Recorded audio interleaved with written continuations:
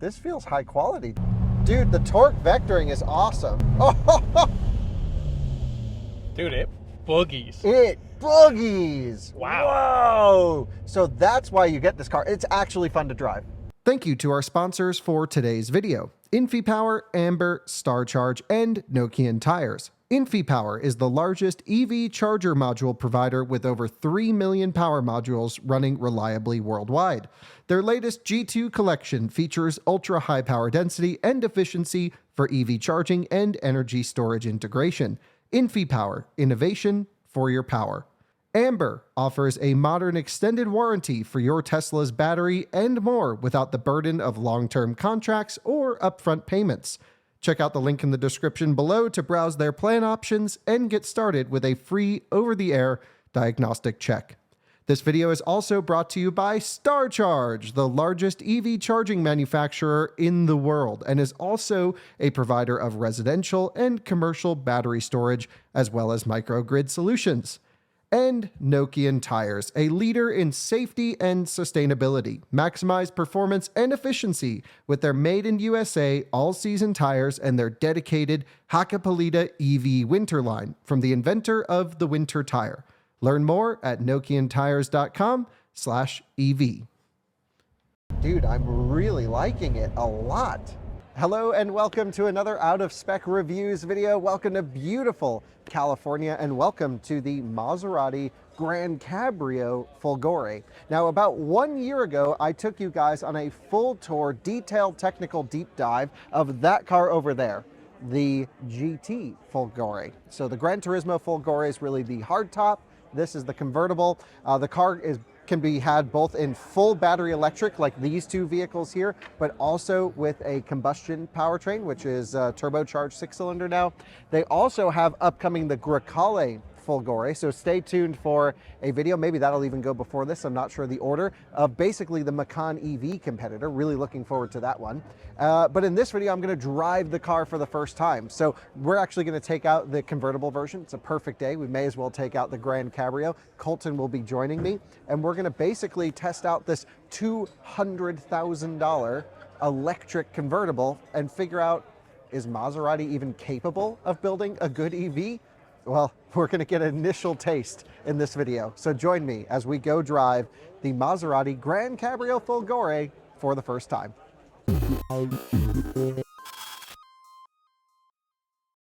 All right, Coleton, where the heck are we? Monterey, Pebble Beach? It's car week.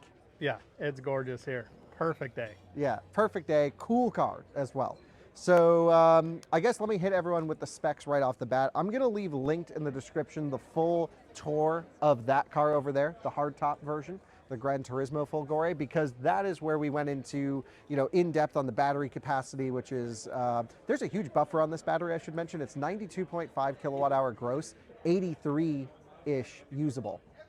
That's a huge buffer, Coleton. Yeah, big buffer. And I guess that kind of makes sense because people are going to full charge these. They're going to have to last a while. It's an expensive investment and you want to protect the battery. Uses NMC chemistry, very similar cells, by the way, to the first gen Taycan. So 800 volt system architecture, 3 electric motors. So we'll be playing around with some of the torque vectoring and figuring out how it drives on power in corners, and we'll, basically they have 3 identical permanent magnet motors. I believe there is a gear ratio difference on the front axle versus the rear.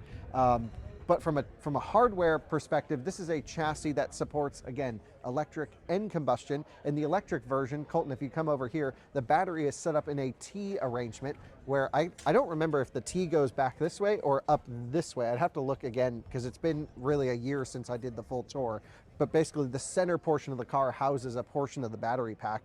And then of course you have those 3 electric motors. So you have a mechanically unlinked system in the rear, which allows for infinite torque vectoring, 2 in the back, and then 1 up front over there. Very similar to like a Tesla Model S Plaid drivetrain arrangement or a Lucid Sapphire drivetrain arrangement.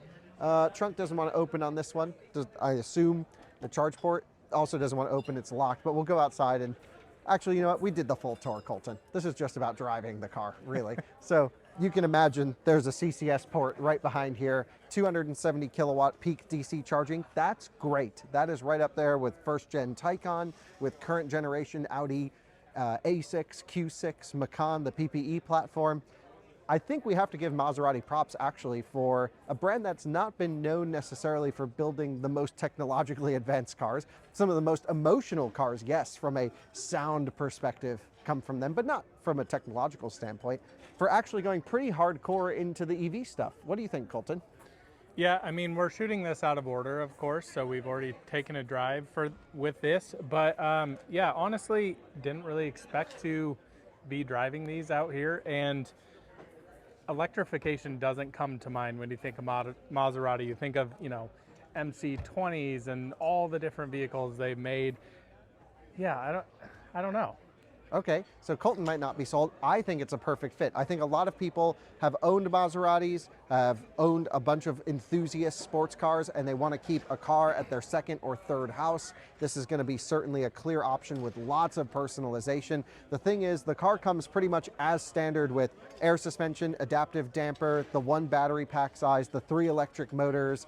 That all is standard. So then the optional stuff really comes down to some actually surprising things for a $200,000 starting price. You got to option ventilated seats and adaptive cruise and lane centering. That's weird, but this is very common when you get into brands. I mean, people that have been purchasing Porsche or Ferrari or Maserati that watch this channel, you got to option everything. Well, Ferrari used to have like a $4,500 CarPlay option in their cars. Yeah. Something crazy. So this is not unusual for this realm of cars. But what's cool is you can go and get a fairly base spec one of these things, or you can go crazy and put a $30,000 color that you can send a complete custom, basically mold in, and they'll produce that color in your car. That's really freaking cool. So from my perspective, of course, we're going to go for a drive in this video for the first time. We're essentially going to take it at around 70% state of charge. We will not have the opportunity to charge it, but I'm really curious about how that will go. And we're in traffic, so it's just an initial taste to see, okay, get the car set up, not really a review per se, just an initial first experience in the Maserati GranCabrio Folgore. I think initially looks great, the quality seems very high, and the driving dynamics is what matters. So join us here as we jump in the car and drive it for the first time. Well guys, it is time to go for a drive, and this is the GranCabrio Folgore that we're going in. It's my first time experiencing this platform, and I think it's really cool. Maserati did actually go full send from a powertrain perspective.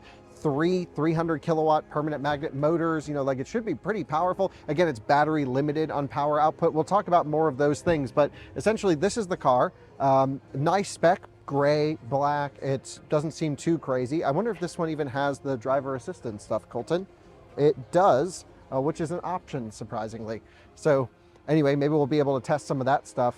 The state of charge on this one, if I just take a look when we pop in, is, let's see, 67%, showing 173 miles of range, which doesn't actually seem too bad considering everyone's been ripping on this car all day. I mean, it's not amazing, of course, but considering the charging performance that they claim it has, seems good. We did ask them if we could steal this later and charge it up.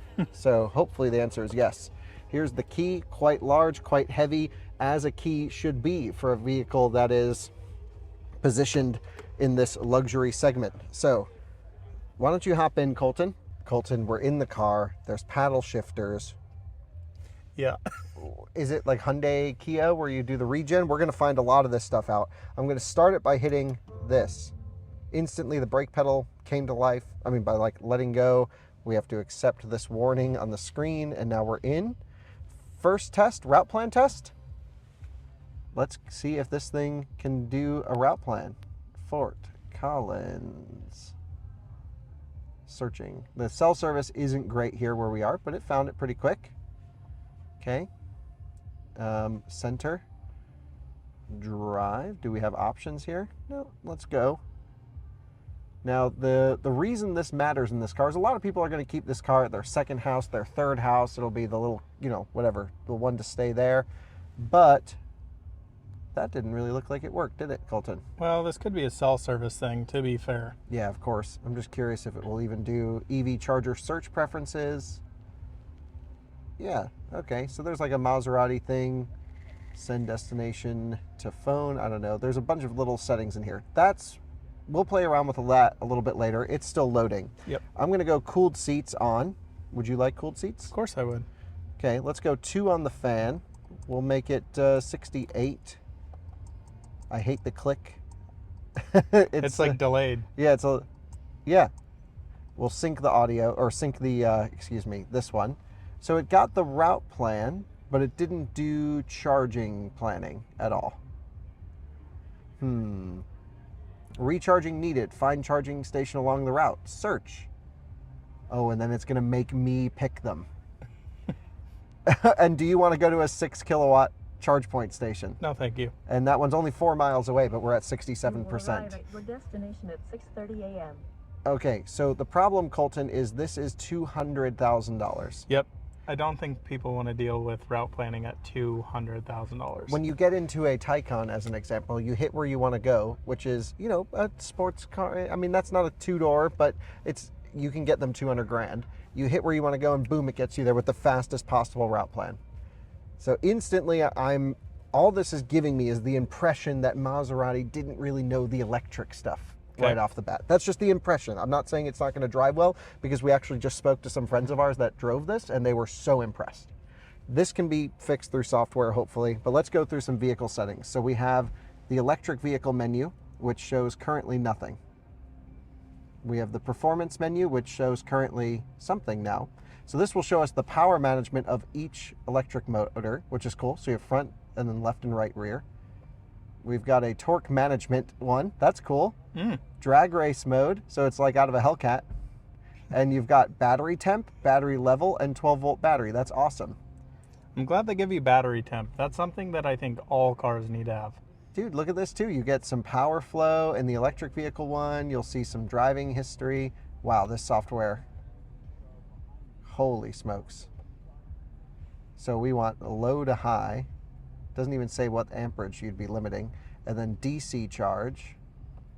There we go. We want super fast. So it would take from 7 minutes to go from 67 to 80% currently, but I'm sure the battery isn't really charged.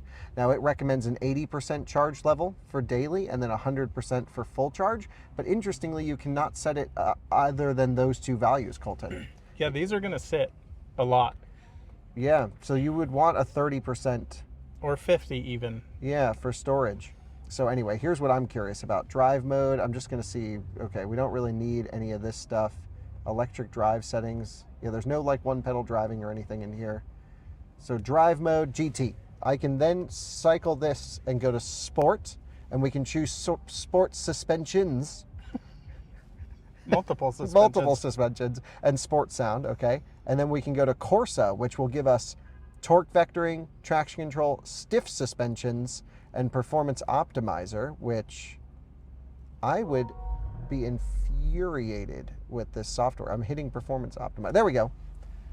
What is your impression of that? Dude, what's up with the software? Really slow. I mean, we talk about this a lot, that software is something we don't fully cover all the time, but when you get in a car with great software, it's good, and then your first experience with this, kind of rough. Okay, it better drive really well. Yeah, that's all I'm saying. Totally agree. So I like that it gives you the max boost and endurance. Lucid Sapphire, same thing. Taycan actually doesn't really do this, but this will basically derate its power output so you can spend more time on track, and this will give you like pre-warming of the battery pack and give you super high performance accelerations. Accelerations with your suspensions. Everything's plural. Yes. In Italy, you always have more than one. Okay, so let's just start in GT mode, since there's a max range mode as well. It only gives you an extra 13 miles of range, according to this. We'll start here. I've got adaptive cruise control and lane centering options here on the right side. I've got just some other stuff over here where I can go through the different menus and pull up different displays. These buttons feel terrible. So, question for you. Are those buttons hard to see from your angle? No. Because they are ungodly hard for me to see over here. Yeah. Like, it just looks blank. Oh, okay. No, yeah, I see each thing. I wouldn't say they're like super bright, but I can see each item here. Okay. So I can choose different cluster layouts between classic, evolved, and relaxed. I like round gauges personally. So we'll keep it on there. Let's see what the heck else I have here to choose from. So that's quick actions. I don't really even know. I mean, it's my fault we're just getting in the car for the first time, of course, to experience it. But anyway, let's go. How do you put it in gear, Colton? I'm honestly not sure. Okay, so you would think these paddles would do something, right? There we go. This one, this one, this one. So they're getting 0.4 miles per kilowatt hour. Oh, I'm going to put it on the power distribution view. There we go. We have drive mode, like I mentioned, in GT. We are going to go into drive by hitting D. What do you think about that on the screen there? That doesn't bother me. That felt really nice, that These button. are huge buttons. I think a lot of people... What was that? Oh, it was like a forward collision warning. Gotcha. So it's creeping forwards. Full golf cart mode. Yeah, and it's very, very light steering. And we're off for our first go in this Maserati Gran Turismo or GranCabrio. I mean, I haven't driven either, and instantly already I'm honestly loving the driving position, loving the just the feel of having a high performance electric convertible. That's cool. Mm-hmm. That's pretty rare. It's quite spacious in here, actually. Yeah. Like lots of headroom. I'm kind of digging it. Let's not hit the 996 turbo. Beautiful car. Oh, dude. This feels high quality driving it. I didn't get that very impression getting in here for the first time, but just driving it around is pretty nice. So even at 10 miles an hour, I have no regen. So, I can go, so this is my regen settings, and I can see this gauge go up and down. 3 miles, turn left, Lopez So Road. now I've got regen on. Let's turn navigation off. End route. Cruise through. Nice Audi RS6. Is that the same one I'm going to have next week, actually? Yeah. Don't think so. Yeah. Great spec on that. Yep. Dude, it's making some cool noises down low, isn't it? Yep, definitely is. And this is just normal mode here. This is just GT. Okay. Everything's normal. You know, the suspension's high. Definitely too high in the suspension. But It definitely feels like a little wafty to me on the suspension wise, which is not a bad thing. Yeah, we'll in hit more comfort. bumps, but Yeah, just like the initial feeling of it. Yeah. Very wafty. feels soft. Yeah, totally. And like the throttle feels okay. I mean, nothing about this is actually bad yet.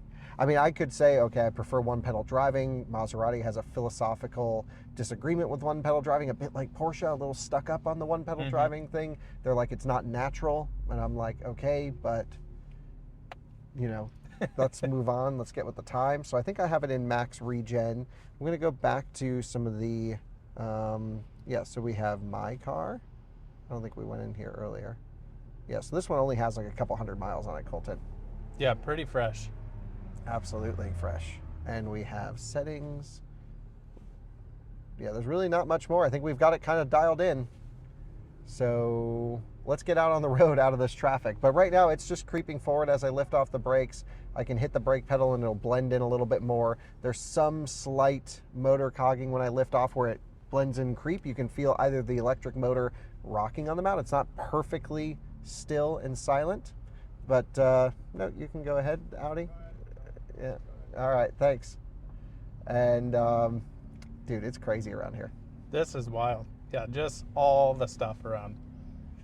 So we'll get out on the road and actually drive it. All right, Coleton, we have some open road. You've got to go around the shift paddle to get to the indicator stock. Okay. Just out gently cruising at the moment. Dude, Ooh, very feels smooth. pretty good. Oh, strong regen there for sure. So this is 0 regen. I have level 1, slow to respond, level 2, and level 3. So good regen. Interesting noises coming through the cabin. Very positive steering. Feels pretty light on its feet instantly. Brake pedal feels predictable. The steering, just the way this thing is moving here initially, feels great. So that's a surprise. I mean, this is what everyone kind of was like telling us. I'm like, oh, well, you know, like just playing around with the car's standstill makes it feel so much worse than all the impressions I'm getting right now, actually. Which is like the initial impression is pretty damn good. Should we try a hint of acceleration? Sure. All right. I'm just gonna mat it real quick. So not so impressive at the moment. I mean, it's fast. That was not impressive, yeah. Oh, Alpina XB7. But then it just feeds in the power. Mm-hmm. Another thing I'm noticing is when you have regen set to full, it's really hard to find the coasting point. It's either regenning or throttling. Yeah, you can see the gauge just kind of and I'm ticking. moving. Oh, there we go. There we go. So at lower speed, it's a bit easier, but when you're moving, it's hard to keep it coasting. Okay. And I wonder if I go into neutral, if it coasts free rolls nicely. Seems to. And then drive. There we go. So there's a couple other drive modes. First of all, we have a hard suspension mode, which goes GTS suspension, or just sport suspension or not. That seems to make a difference for sure. Instantly stiffens up. And then we also have a sport mode and a Corsa mode above that. And Corsa mode changes all the gauge clusters, slams the suspension, gives me battery pack or just at some temperature, maybe it's a total system temperature, right here. And I feel like they must have done a lot of Porsche Taycan benchmarking because a lot of the data that I'm able to get is similar to Taycan. So then we have different levels of torque vectoring. I can go agile torque vectoring, which will probably give us the most amount of torque vectoring. We'll keep traction control on because we're just on public roads. Stiff suspensions off. Although if I hit this button, so it goes H and then S. And so I imagine that's stiff and that's H. I don't know. Look at that thing. Old Buick. Now, Colton, let's try just a quick hit of acceleration just to see. Shall we? Yeah, in Corsa? Yeah, now we're in Corsa. Oh. Okay, that felt a lot faster. Okay. She's a spicy one. So they must ramp power up by different drive modes? Or just how they give you the power. I mean, that was a nice hit of acceleration there. Dude, that felt strong. That's just like, here, I'll hit it one more time just very quickly. Oh, instant. Wow. Yeah. Okay. Pretty cool.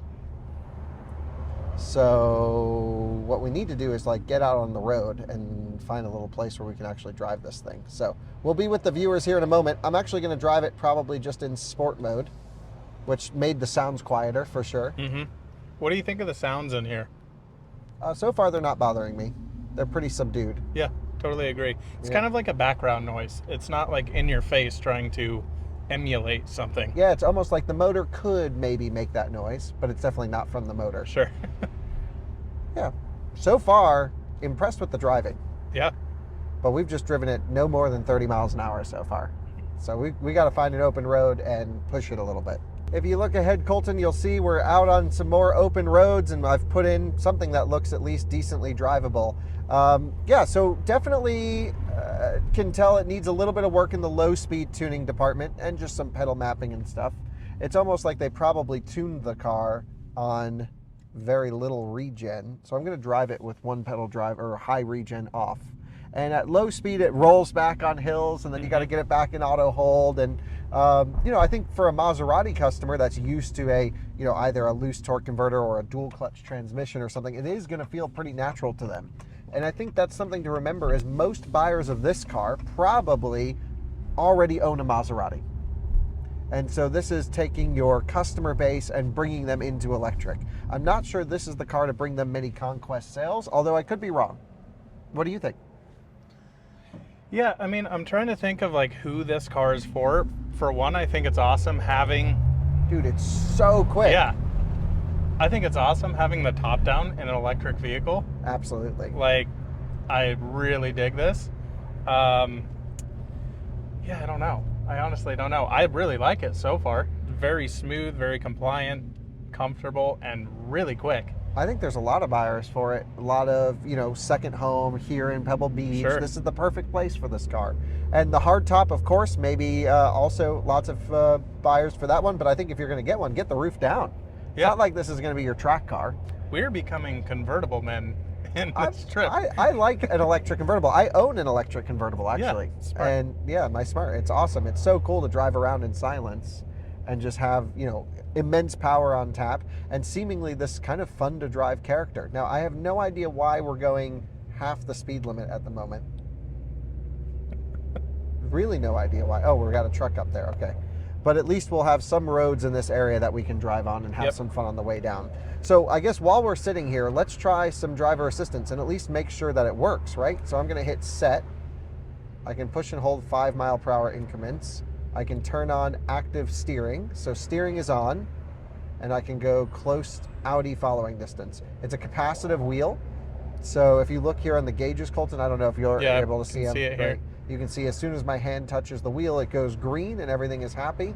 And this, I think, is really important in a long distance car. It really wants your hands on the wheel.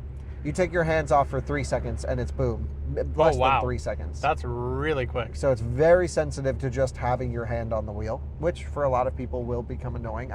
I always say keep your hands on the wheel. It's a hands-on system, but you'll just have to lightly kind of hold the wheel and then it will do everything through. Now we are driving over the double yellow line on the driver assistance system. And it is angry and red now. It's red right now, but it's doing it.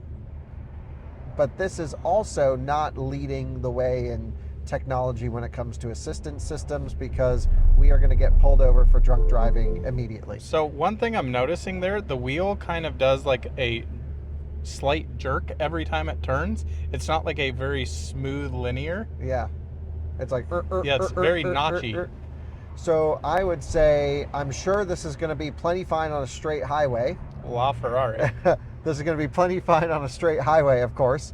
But when you want to use the system on twistier roads, like you're stuck in traffic like now, then not so good for that.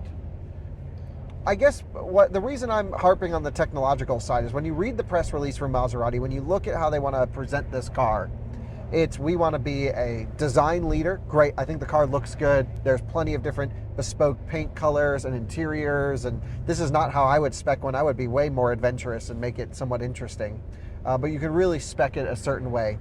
But they also say that they're a technological showcase when it comes to assistance systems and user infotainment systems. Now, one thing I have to give them huge credit for is it's bright outside, sun is out, I can clearly see all of these things with the top down. Very bright. Now, it is busy though, so it's hard for me to know, okay, which one should I hit and glance down. It's also, again, my first time in the car, but I think a lot of people are gonna buy these that are a little bit older, maybe don't have as good of eyesight, and you'll basically have to click through and learn how to use all of these things, and that's just the way it is. But one thing I don't like on there is like the click happens when your finger is like pulled way up, like it's just too slow. We have a scarf function. Let's try that. We'll get some heat down our neck. Ooh. Oh. Very sure. nice. Oh yeah, there it is. So Coleton, I would say it's a premium car that is probably going to depreciate very quickly. Oh yeah. And so it is, you have to be a Maserati enthusiast. And we've actually already met today, when we picked this car up, Maserati owners that are at this event that are out of spec viewers. So they exist. Mm-hmm. And this car does have a interest or an audience base that is interested in it. And I would say if you're coming at this expecting comparable response and route planning and technology and driver assistance, then even a standard base Model 3, for example, this car's $200,000 and doesn't even come with ventilated seats as standard, but a Model 3 does. That's just, you're the wrong type of person to buy, to even be shopping for this type of car. But when you look at it from the perspective of, I have a bunch of Maseratis in the garage, I have a bunch of Italian cars, I'm a car enthusiast, I want a convertible that's electric and this is cool, and you're just going to drive it and you're going to ignore a lot of the tech, I actually think then this starts to make some sense. And it drives really well. So I think that's all the negative stuff out of the way. Okay. Because we've just been stuck in traffic and playing around with these things. My sense is it drives really well. So I'm going to put it into spicy mode. We're going to let some traffic clear. We're going to go, let's see, when you put it in spicy mode, it comes up with some settings, but I can also go here.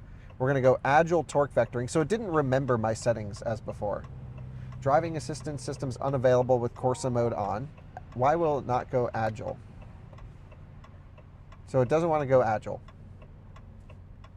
but that's okay.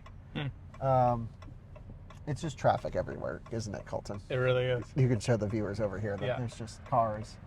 Cars for days. Yeah, well, we'll wait as long as we realistically can and see if we can get a window, and we'll pick up with the viewers in a moment.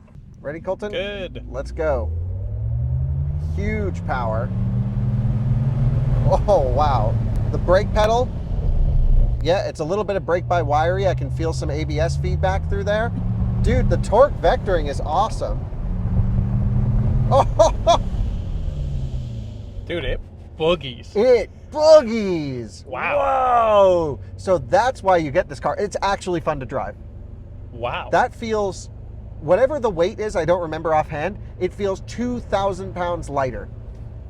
The battery's here in the T case. Dude, it puts on the speed. Look at this. This is a workhorse electric delivery, I think, right? Whoa. Yeah. Very neat. I've never seen one on the road before. Just cool stuff everywhere. Yes. So the driving experience is great. Now, is it a $200,000 driving experience? I don't know, because I've never driven an electric car that drives like this. Taycan feels big and planted, right? It's not the most agile car, but it's incredibly impressive and you go really fast. Lucid Air is very large, also actually feels lighter on its feet than Taycan, I would say, in certain areas, but you're driving a big sedan. This is a roof down experience that's electric, that is really fun in the corners. Dude, I'm really liking it a lot. So, okay. So then Maserati actually built a really nice electric car for driving. And it's, if you live, top down, go down PCH, this is what we should drive to Pebble Beach next year. Yes, absolutely. This would be roof down. By the way, so much quieter with this thick glass. It's a double pane glass. Even with the roof down, it makes all the difference in the world. Yeah, well, we've just been sitting in the Boxster for, 400 miles? Yes. This is noticeably quieter, I would say, inside, and noticeably less wind. I can just tell by your hair. I mean, we're not going super fast, but Right. it's definitely kind of wafting the air over the top of you. Yeah, so the initial impression of the steering and the handling, just the very initial impression is very positive. Very positive. And I just don't even want to look at the screen. I don't want to wait for the lag. It seemingly has quite a bit of good functionality, but not great functionality. It's like they built a good user experience or a infotainment for a combustion car and tried to adapt it for some electric needs. But you can also come here and you can see our battery pack temperature is perfect. If I come here to the electric motors, gosh, you can see, maybe we can even get a little bit of, there's the front motor coming in. Pretty cool. Wonder if we can get some torque vectoring to happen. Don't know if you could see it. I wasn't really looking. I don't know. I was just pointing the camera somewhere. Oh, okay. The camera saw it, so let us know. Doesn't matter. And then torque management. Yeah, so anyway, pretty cool to have a lot of this stuff. Is there a launch mode? So someone did a 4.9 second 0 to 60. Whoa, really gets on the brakes there. Yeah. Well, I put the brake to the floor. Huh. Yeah, so it seemingly tries to push you at a launch. So, and then you've got a lift function. I mean, yeah, the driving, ignore all of this. You get a great steering wheel. That's the steering wheel I want in every car. Love the wheel, love the position. Feels very positive. The weighting is great. I mean, it's not connected. It's not, I'm sure MC20 is much more connected to the road, Sure. but for an EV driver's fun weekend blaster, check. Absolute check mark. Yeah, Just don't expect good route planning. or any. Or just once you get your drive mode set, just turn this system off. Yep. All right, Colton, we have to get back. Okay. So I'll have you navigate us back, and then we'll pick up the video with some final thoughts. But Cool. initially, thumbs up on the driving experience, thumbs down on the infotainment experience. All right, guys, well, that is the end of the video. We just went for a blast in this thing, and I have to say there's a lot of great and a lot that still needs work. Certainly the driving dynamics, the funness, the agility for something that weighs more, significantly more than a Tesla Model S was pretty impressive. I have to say the tuning felt really great when underway. There's still some needing to fine tune some of that low speed stuff. Definitely the technology in terms of software and driver assistance and route planning and all that stuff definitely needs work. I'm unsure of the charging performance or even how to get the car to precondition if it doesn't really route plan, but I guess you can put in a single DC charger. Either way, I don't know how many people are going to road trip these long distance, but the big thing is if you're spending, you know, triple digits and even into $200,000 triple digit range, a car really should have no compromises. It needs to be sorted. It needs to do everything well. And I think this is well on its way. It's one software release away from really being dialed. No question, the paint, the quality, the materials, the design, it's all there. It's all good. And it was a really good first impression. Maserati already said they'll get us one for a week or two so we can really do all the hardcore nerd testing on these things. And of course, the range test, charging test, 10% challenge, it should do really well in. And of course, it's just gonna be a blast to drive when we take it either on track or in the canyons. It's really suited more for a back road blast down the canyons. Anyway, thanks so much for watching. We'll see you in another one again soon. Goodbye.